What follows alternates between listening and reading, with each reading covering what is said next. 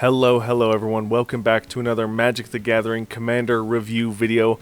Today we are in the Stronghold set, which has only 2 commanders in it, so it's going to be a very quick set to get through and to do a review about. And it has one of my favorite cards in the entire set, which means it's a 50-50 chance that Corvax the Cursed is that card, and I'm proud to say that it is unfortunately not my favorite card we're going to talk about in the next video. So if you want to stay tuned for that, make sure to like, comment, subscribe, hit the bell to get notified when that video comes out tomorrow or Monday if this is the weekend. I don't know. You'll just have to hit the bell to get notified when it comes out. However, let's talk about Corvax. Corvax is a vampire noble. It's a 0/0, but it won't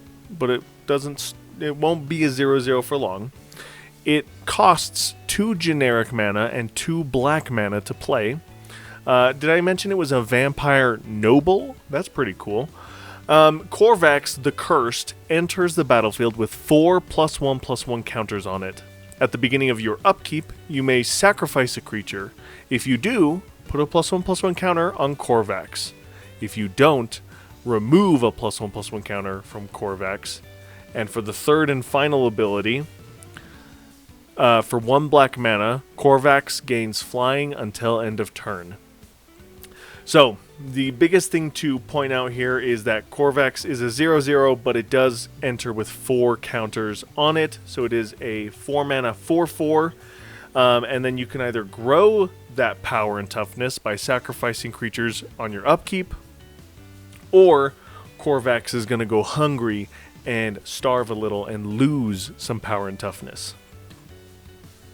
There are 3 rules to go along with Corvax. First is Corvax can sacrifice itself. It does specify sacrifice a creature.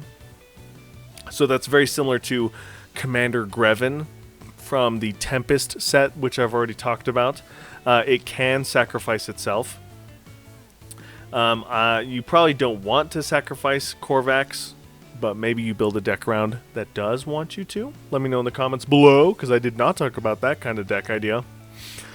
Second rule, you can only sacrifice 1 creature to it each turn. And that's just meaning you can only sacrifice 1 creature to the upkeep trigger. It only says a creature, so bear that in mind. If you choose not to sacrifice a creature and he has no +1/+1 counters, then nothing bad happens. Note that some other effects must be keeping him alive if he has no counters. The best way to look at this is there is an enchantment called Bad Moon. Let me look it up. Yeah, Bad Moon. Bad Moon is a black enchantment, costs 1 and a black, and all it says is black creatures get +1/+1. So, if you choose not to sacrifice a black creature, and you have Bad Omens out, or Bad Moon out, and Corvax has no counters on it, then Corvax will still be a 1/1 because of the Bad Moon enchantment. However, as soon as that enchantment or any other effects that affect the power and toughness of Corvax are gone, it will be a 0/0, it will be destroyed. Sadistic Glee is a card I picked to synergize with Corvax, mostly because we want other ways of putting counters on Corvax besides its upkeep trigger, so let's get value from destroying our opponent's creatures and not just our own. To go along with feeding Corvax and making it stronger, I have Corvax as the commander of a token aristocrat deck in mono black.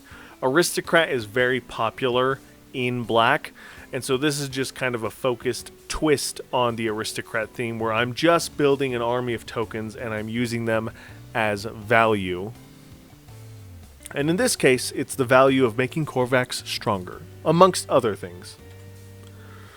Secondly, you could do a more traditional aristocrat theme with Corvax, where you have creatures that come back after you reanimate them. Cordial Vampire synergizes with Corvax because Corvax is a vampire, so Cordial Vampire is going to put more counters on Corvax. And things like Grave Pact are going to even the playing field by when you sacrifice a creature, everyone sacrifices a creature, which is really cool. And then lastly is a +1/+1 counters theme to Mono Black. Now there's some popular Mono Black +1/+1 counters strategies and decks out there, so it's totally doable, totally buildable, and you'll have a lot of fun doing it. The other note I'll make here is that Vampire Tribe is good for both +1/+1 counter strategies and Aristocrat strategies. So if you wanted to make it kind of a Vampire Tribal deck, totally doable, have a lot of fun with it. And that's going to do it for Corvax the Cursed. It is a true Aristocrat commander, very, very iconic in being an aristocrat, being that noble, feasting on its serfs and its peasants, trying to keep it alive, and it gets hungrier and hungrier as the game goes on. However, it is always hungry, and so you need to make sure that you can feed Corvax, or Corvax will starve, and then you won't have a Corvax anymore, unless you have a bad moon in play, which is an option. So, thank you guys so much for watching. Let me know in the comments below if there's any combos or synergies that I missed. Let me know what you guys think about Corvax the Cursed and all the other decks that I've talked about, the commanders that I've talked about, and make sure to hit that bell, be subscribed, because tomorrow or whenever the next video comes out is going to be one of my favorite cards of all time, and I'm so excited. So I'm actually going to go grab the card right now so I can show it off, because I really love it so much. It's one of my favorites. And as always, I'll see you in the next one. Bye!